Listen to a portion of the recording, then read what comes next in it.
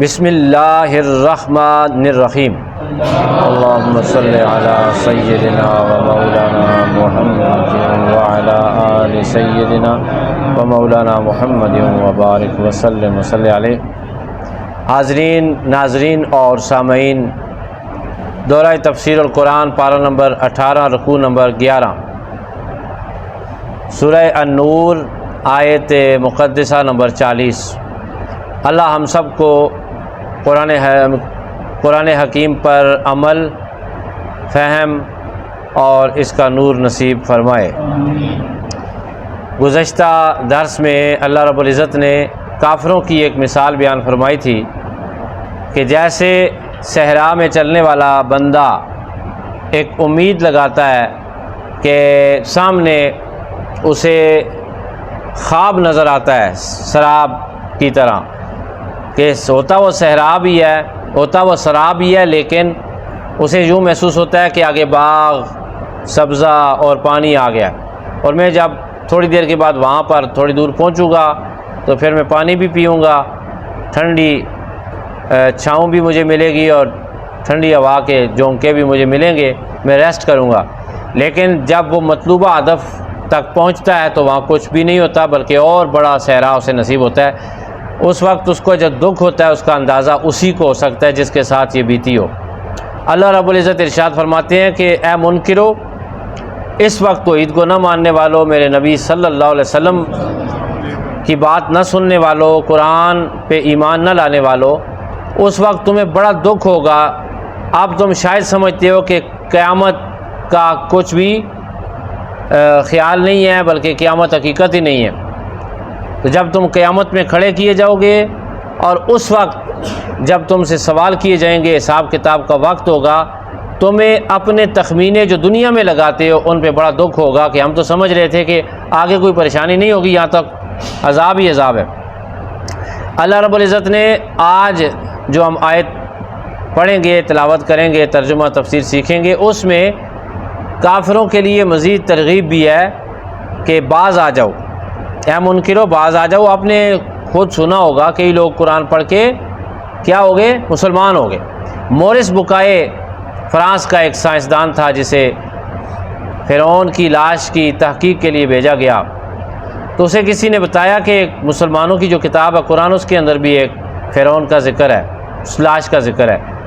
تو وہ اس نے فلائٹ پکڑی، سیدھا سعودی عرب آیا۔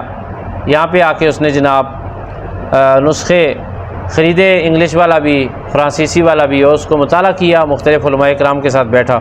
کہتا ہے میں آ رہا تھا تو اور تھا، جا رہا تھا بیٹھا ہوا واپس تو میرا دل بدل چکا تھا۔ پھر اسے وہاں سے فرعون کے بارے میں ملا کہ ہم ایک دن اسے نکال کر سمندر سے باہر پھینک دیں گے اور اسے دنیا کے لیے عبرت بنا دیں گے۔ وہ کہتا ہے او نہ ہو، یہ قرآن سچا ہے۔ مورس بکائے نے پھر اسلام قبول کر لیا اور 98 میں ان کی وفات ہوئی، یا غالباً 2008 میں۔ تو قرآن حکیم کافروں کو بھی روشنی دکھاتا ہے، یہ ترغیب دیتا ہے، اور جہاں ان کو ترغیب دیتا ہے وہاں ہمیں اپنے ایمان پر استقامت سے رہنے کے لیے بھی ترغیب دیتا ہے کہ تم سچے ہو، تم کیا ہو؟ سچے ہو، پریشان نہ ہو۔ آپ دیکھیں اللہ تعالیٰ نے جو کافروں کی جہالت ہے وہ کیسے بیان فرمائی ہے، اور دانائیاں تقسیم کرنے والا رب جب خود قرآن حکیم کے الفاظ میں موتی بکھیرتا ہے تو سمجھنے والے کو کیسی سمجھ آتی ہے، ذرا سنیں آپ۔ اللہ ارشاد فرماتا ہے او حرف ربط ہے، ظاہر ہے یہ عطف ہے پچھلی، اگر وہ مثال نہیں سمجھے تو یوں مثال سمجھو، او کا ظلمات، یا جیسا کہ اندھیرے ہوں، یا ان کے اعمال کس کی طرح ہیں؟ اندھیروں کی طرح۔ وہ اندھیرے کیسے اندھیرے؟ بھئی اندھیروں کی بھی قسمیں ہوتی ہیں، بعض اندھیرے ایسے ہوتے ہیں جن میں آپ چل پھر سکتے ہیں، اندازہ کر سکتے ہیں، اتنا گہرا اندھیرا نہیں ہوتا۔ لیکن خدا نے کس اندھیرے سے تشبیہ دی ہے؟ اللہ ارشاد فرماتا ہے فی بحر اللجی، سمندر کی گہرائی کا اندھیرا سخت ہوتا ہے۔ اللہ اس کا نقشہ یوں کھینچتے ہیں، یغشاہ، چھا رہی ہوتی ہے، موجن، اس پر موج، من فوقی، اوپر سے، اس کے من فوقی، اس کے اوپر سے، موجن، ایک اور موج، من فوقہی اس کے اوپر سے، سحاب پھر بادل ہے۔ اللہ ارشاد فرماتے ہیں سمندر کی گہرائی میں جو اندھیرا ہوتا ہے اس اندھیرے کے اوپر پانی کی ایک موج ہوتی ہے، پھر اس اندھیرے کے اوپر پھر ایک پانی کی موج ہوتی ہے، مزید اندھیرا گہرا ہوتا چلا جاتا ہے۔ پھر جب سمندر گہرا ہو اور بالکل گہرائی میں جس وقت آپ 40-50 کلومیٹر نیچے چلے جائیں تو خوفناک قسم کا اندھیرا ہوتا ہے، اور پھر کالے بادل چھائے ہوئے ہوں تو کوئی امید جو سورج کی طرف سے سمندر پر پڑ کر کسی جگہ کوئی روشنی نظر آنے کی ہوتی ہے وہ بھی ختم ہو جاتی ہے۔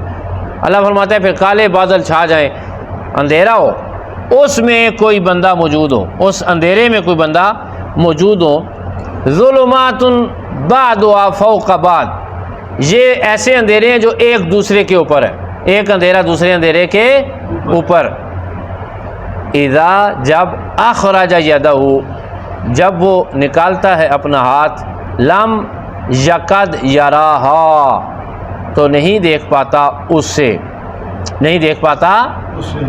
ہاتھ انسان کے اپنے جسم کا جز ہوتا ہے، پارٹ ہے نا انسان کی باڈی کا، تو وہ اپنے ہاتھ کو بھی نہیں، کہتے ہیں اتنا گہرا اندھیرا ہوتا ہے وہ اپنے ہاتھ کو بھی نہیں دیکھ سکتا۔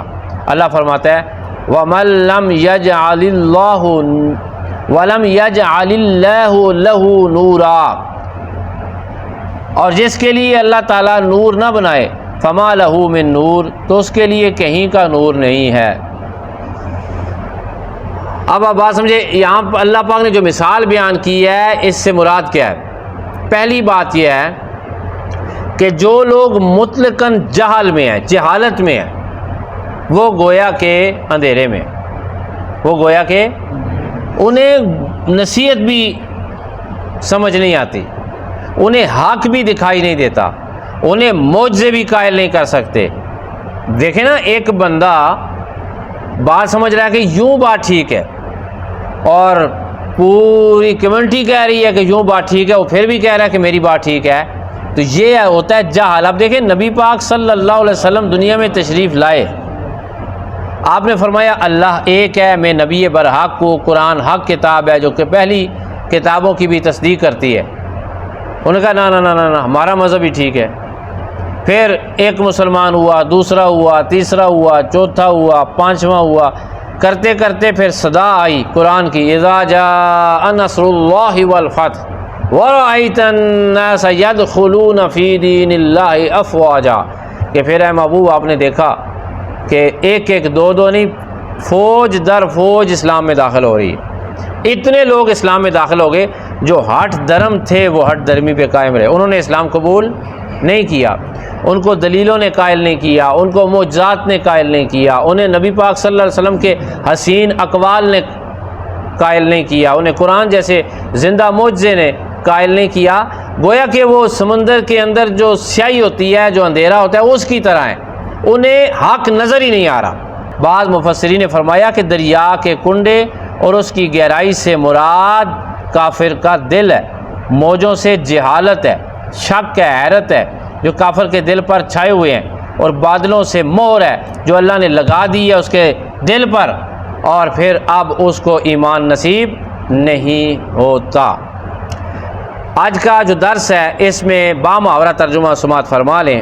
اللہ تعالیٰ ارشاد فرماتے ہیں یا اعمال کفار ایسے اندھیروں کی طرح ہیں جو گہرے سمندر میں ہوتے ہیں، چھا رہی ہوتی ہے اس پر موج، اس کے اوپر ایک اور موج، اور اس کے اوپر بادل، تہ در تہ اندھیرے ہیں ایک دوسرے کے اوپر۔ جب وہ نکالتا ہے اپنا ہاتھ تو نہیں دیکھ پاتا اسے، اور سچ تو یہ ہے کہ جس کے لیے اللہ نور نہ بنائے تو اس کے لیے کہیں کا نور نہیں ہے۔ نور کا آج ایک اور معنی آپ نے سماعت فرما لیا، نور سے مراد علم بھی ہے، نور سے مراد ایمان بھی ہے، نور سے مراد حقیقت شناسی بھی ہے، نور سے مراد خدا اور اس کے رسول صلی اللہ علیہ وسلم کا قرب بھی ہے، اور نور سے مراد ہدایت بھی ہے، اور نور سے مراد دنیا آخرت کی کامیابی بھی ہے۔ اللہ تعالیٰ کی بارگاہ میں دعا ہے کہ آج کا جو سبق ہم نے سیکھا، کیا پہلا سبق ہم نے یہ سیکھا کہ اللہ ہمیں شکر کی توفیق عطا فرمائے، اللہ نے ہمیں اس اندھیرے سے نکال کے اپنی ہدایت کا نور عطا فرمائے۔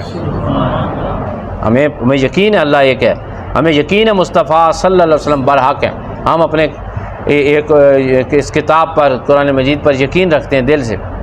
دوسرا سبق، ہم دعا کریں اللہ کی بارگاہ میں کہ اللہ میں اپنے ایمان پر استقامت عطا فرمائے۔ اور تیسرا یہ سبق ہے کہ جن لوگوں کے لیے یہ قرآن حکیم کی آیات ہیں، اللہ تعالیٰ انہیں ہدایت نصیب کرے اور اللہ تعالیٰ کافروں کو یہ درس سن کر کلمہ پڑھنے کی توفیق عطا فرمائے۔ وآخر دعوانا ان الحمد للہ رب العالمین۔